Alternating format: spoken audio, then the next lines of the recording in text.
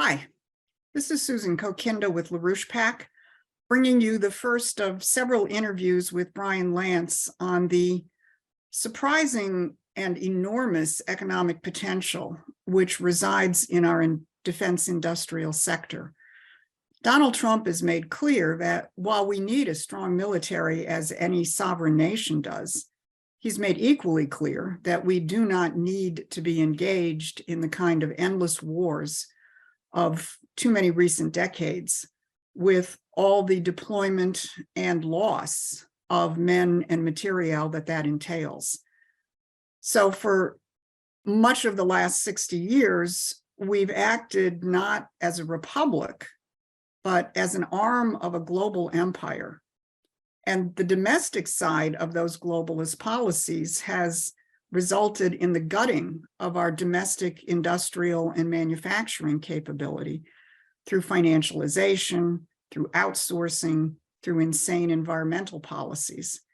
But Brian has produced an intriguing study of both the human and capital goods potential that still exists in one sector of our economy, and that is the defense sector.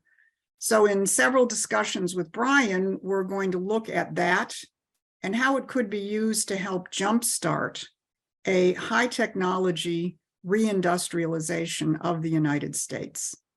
So let's get started. So the first thing I want to ask you, Brian, is the overall US workforce.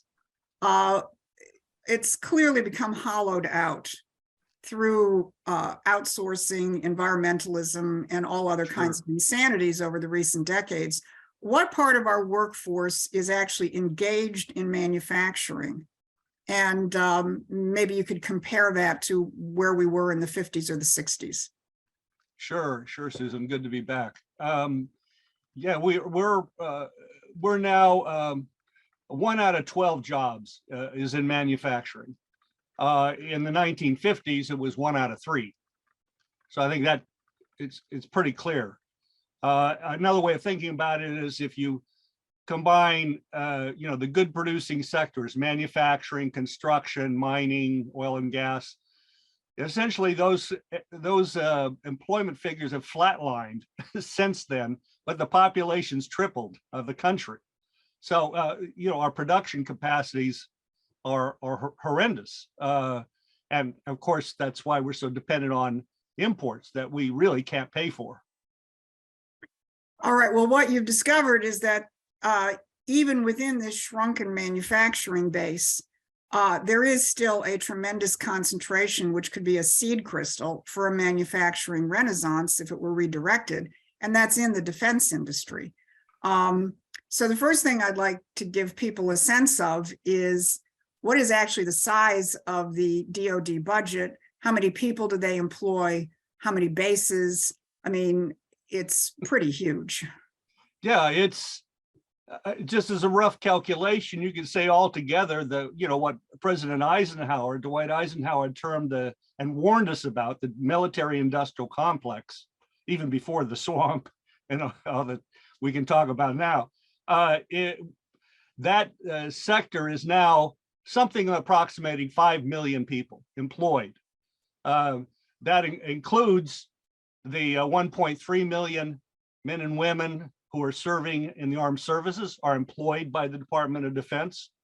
It includes 750,000 civilian employees of the Department of Defense. That's civil service. That's not subcontractors and contractors. And so there you just begin to get an idea of the size of what you're talking about. The budget this coming year, with the National Defense Authorization Act coming in at $858 billion, and with supplementals, it'll reach $1 trillion before the 2024 fiscal year is out. So this is the largest defense budget ever, but we can't even produce ammunition. I mean, we can't even supply. Our soldiers are on food stamps. The families of our soldiers, apply and readily receive food stamps. It's cockeyed. I mean, clearly there's a huge misdirection in terms of, how these dollars are spent. But what I want to look at is you've addressed 4 components of a skilled workforce, which a nation actually needs to function, elements of what it means to be a modern manufacturing nation. And within this defense budget and this defense industry, you actually have some very, very critical components. So I'd like to break that down for people. First, you address how much of the labor force is embedded in the US military itself. And I was really stunned in terms of the composition of that labor force. And as you address that, I might share the screen in terms of a useful chart, which you've found. Okay, yeah, and let me just first say, yeah, in terms of the number of military bases, we now have over 750 military bases around the world. It may be more. There isn't a current figure that's been released by the Pentagon, even to the US Congress, but it's in that range of 750 or more. And I think that really raises the question of national defense overall. How do we actually ensure our national security and national defense? We're not producing ammunition. We don't have the javelins. We don't have the other equipment. We don't have the hypersonics because in the broader sense, profound sense, we don't have an industrial base overall to the US economy. Going back to your original point about manufacturing and the tiny percentage of our workforce employed in manufacturing and related areas. So then if you take the defense sector, this 5 million plus, which is the Defense Department is the largest employer in the world. The DoD is the largest employer directly in the world. So just to get some perspective on this. But if you start with the Department of Defense itself, well, you look at our men and women in uniform, our armed services, and the percentages. The Bureau of Labor Statistics did a report, very short report, but very useful, just comparing the composition of the military workforce with the a civilian workforce, our general workforce of the United States overall. And these figures are from 2017, but that's close enough. It's in the ballpark. And you see this in terms of military personnel, our military men in uniform, over 20% of them are employed. That is, they're serving in the military as mechanics and repairers of equipment. They may be in a tank, but they're there because they're a mechanic and they got to keep that tank running. Engineers, you just go down the list. You see, and the blue is the military, the orange is the civilian workforce. Compare the percentage of our men and women in uniform and what they're doing in terms of their skills, and compare that to the portions of the civilian workforce of the US economy. And you just see the gargantuan difference. You can go all the way down to support services and look at the overhead in the civilian sector. And that's with approximately 40% of the Pentagon budget. There was a study in 2015 that I had a chance to review, but that showed that 40% of the Department of Defense budget is in overhead and support. So, there's a huge bureaucracy there.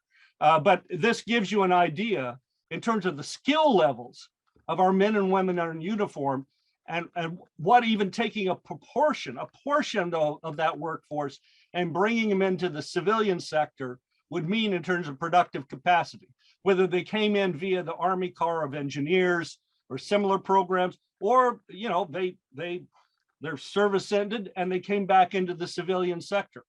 It's a training program as well that we can learn something about in terms of the training of machinists in the Navy for their ships, etc. I mean, we can learn from this in terms of apprenticeship programs, junior college programs, community college programs, and so forth.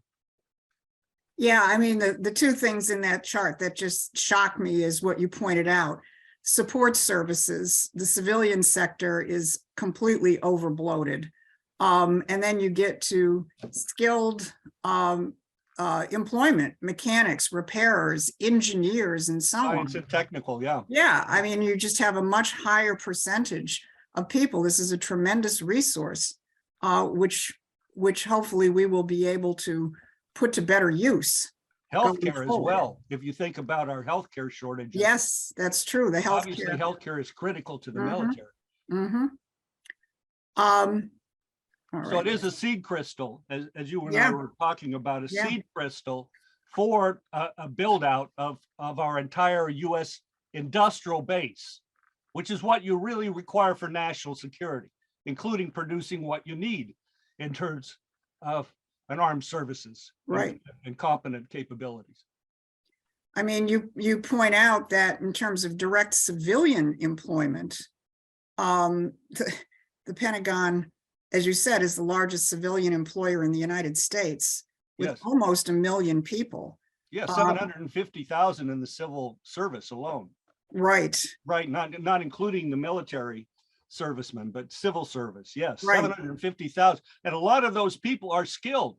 They're engineer. There's 145,000 people working in requisitions. You know, in the federal contracting of defense contracts. Those are engineers, technical people, and so on and so forth. You know, it's a mess. The contractors can tell you it's a mess to deal with. You know, in terms of a bureaucracy and layers of congressional law and so on and so forth that tangle the whole process up. But it's a tremendous potential resource. And then you work on down and you look at the aerospace contractors. You know, 50% of the defense budget will go to contractors.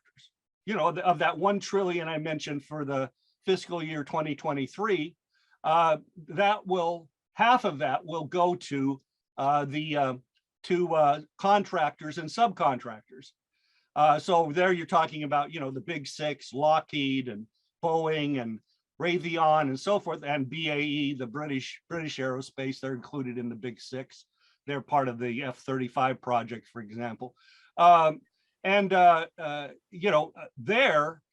know, taking it's the figures generally available are aerospace defense, but the Aerospace Industry Association says that 43% of that aerospace defense sector, contracting sector, is directly employed in defense and national security contracts. So that's, you know, a little less than 400,000 of that workforce that's directly working on nothing but at any one time in defense and national security contracts.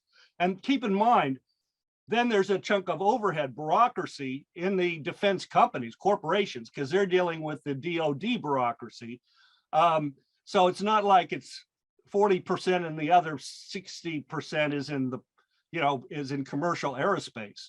It's that, well, it represents a big chunk of your productive capacity. And it's over a third of our machine producing, machinist and so forth employment in the United States is in aerospace defense. You know, that's where it is. It's locked up there, you know, in a certain sense right now. You know, we got to set it free. We got to unleash it into the productive economy as a whole. The subcontractors, then, it's a shared subcontracting base between defense and commercial. In other words, they use the same companies. You can't really separate the two out, as you can just tell by going through the names of the companies, the big companies. So that's where, you know, that's where 55, 57, 60% of your actual productive workforce in the aerospace defense sector is in that subcontracting sector, which is 1.2 million people. Right? And that's engineers, machinists, mechanics, and there's just so, these are small, this breaks down into second, third, fourth, fifth tiers in terms of smaller and smaller companies, specialized equipment that can manufacture anything. So there's a great deal of flexibility there to adapt. And we can take advantage of those capabilities and people and their creativity. Yeah, I mean, when you think about the kind of challenges before us in terms of modern energy, modern transportation, this obviously could lay the basis for a giant jumpstart in these fields, as opposed to having to start from scratch in terms of creating these skills, which actually don't exist in the civilian workforce at this point. It's a bridge. I think of it as the bridge from where we are now to where we need to be, with a manufacturing capability that's triple what we have today, which means, first of all, we got to produce the energy that can run those manufacturing and heavy industrial processes, including steel, aluminum, and so on and so forth, on a much expanded scale. How are you going to build that out? Well, you got to build those power plants. You've got to factory produce nuclear power plants, or either SMRs, or you got to produce the modular components for the large AP1000s and other nuclear power plants. Where is the skilled workforce going to come from that? Because we need that right now. There it is. It's there in that contracting and subcontracting capabilities, and it's there in a portion of our military. I'll just say it. We don't need 750 military bases around the world.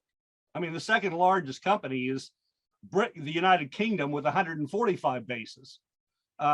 We shouldn't have followed in their footsteps, frankly. But from there, it drops down to one or two. Countries have one or two bases around the world. I mean, our national security isn't, guaranteed by endless wars, as President Trump has clearly emphasized. We've got to rebuild our national security, building up from home. So, I mean, we've sort of been talking about the skilled workforce component of the defense industry, but you also addressed the capital goods side of it. And I think you had some pretty amazing identifications in which you already referenced, but in terms of what percentage of our machine tool capability is actually in the defense industry. Well, the aerospace defense, is the second largest consumer of machine tools after automotive, automotive and trucking. But it's more specialized. It's more variegated. You've got land as well as sea. You've got cyber. You've got as components, as major components of defense aerospace production, and therefore machine tool and related capabilities. The F-35, I mean, the International Aerospace Machinist says the F-35 employs tens of thousands of our aerospace machine union members. Most of those members happen to be machinists, and related skills. That's just the F-35. I mean, it's built in Fort Worth, Texas, but components are built around the country. Over 1,000 companies across the United States build for it. Secondly, the machine tool sector in defense is highly domestically oriented. It's essentially closed, where automotive buys its machine tools from Japan, from Germany, and so on and so forth. The defense sector tries to have them built here in the United States. They may be Japanese companies, they may be German companies, but they're the subsidiaries, corporations here in the United States, and of course other U.S. companies that produce very specialized equipment that are required in the areas, working with these composite materials, that require special cutting tools. It's a very dense, alloys, nickel alloys, and the rest. This is a very specialized area, highly regulated, quality control, if you will, and so forth, and requires the best machinists, the best tooling, the best machine tools, and not just fixed. constant revolutions in the quality of those machine tools as you advance in terms of aeronautics, space, and so forth. So again, what this represents in terms of again a seed crystal to build out from, this is it. It's the mother lode in terms of our own domestic machine tool capabilities. Yeah, I mean, it's fascinating that because of the national security consideration, there's an emphasis on building it here in the United States. So you actually have a made in America component of this manufacturing sector because of that. But I do want to conclude with one thing, which is a fascinating study you found from the Defense Department in terms of what have actually been the impediments to having even a more robust manufacturing economy in the United States. We've kind of been able to put a little wall around some of this defense activity so that we do have something. We have this seed crystal, but what we don't have is a fully articulated 21st century advanced manufacturing economy. And we're not the only people who've seen that. So if you want to share with people the Defense Department assessment, say a few words about how we see this, and then we can leave the door open for a further discussion. All right. Yes, in January 2021, the Office of Industrial Base Policy, kind of a strange title, but they're referring to the defense industrial base for the defense sector. So there is an Office of Industrial Defense Policy, and they produced this report with a lot of input from the DoD overall and outside. It's a largely civilian department. It's under the Department of Defense. It's not under the Pentagon per se. These are not uniform brass and so forth. Although they draw on competent people on both sides. But they released this study, and it's on industrial base capabilities.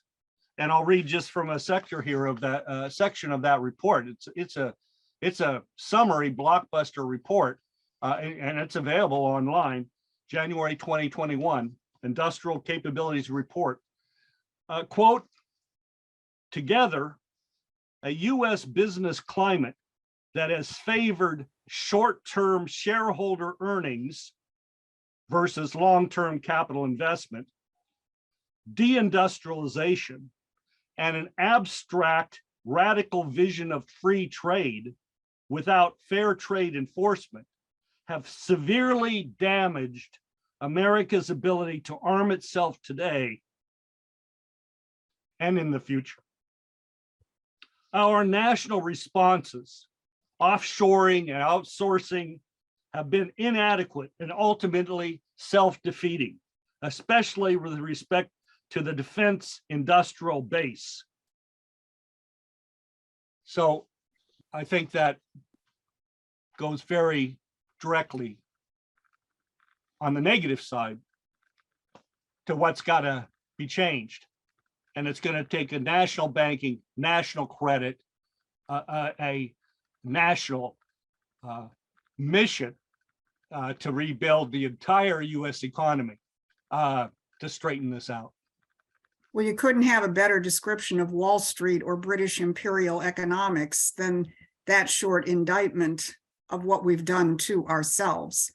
So I think we will return soon with part 2 of this discussion in terms of how we can fix those impediments by a return to the American system, and some of Brian's ideas in terms of how you might do that today, as well as some reflections on how we've successfully done that in the past. So this has been fascinating, Brian. I find this completely revelatory in terms of what actually exists here in the United States, although not deployed for anything other than defense and war purposes. No one is saying that you don't need a defense and you don't need a defense industrial capability, but we certainly do not need what we have been bequeathed over the recent decades of perpetual warfare and acting as the dumb arm of the imperial globalists trying to enforce their policies over the world.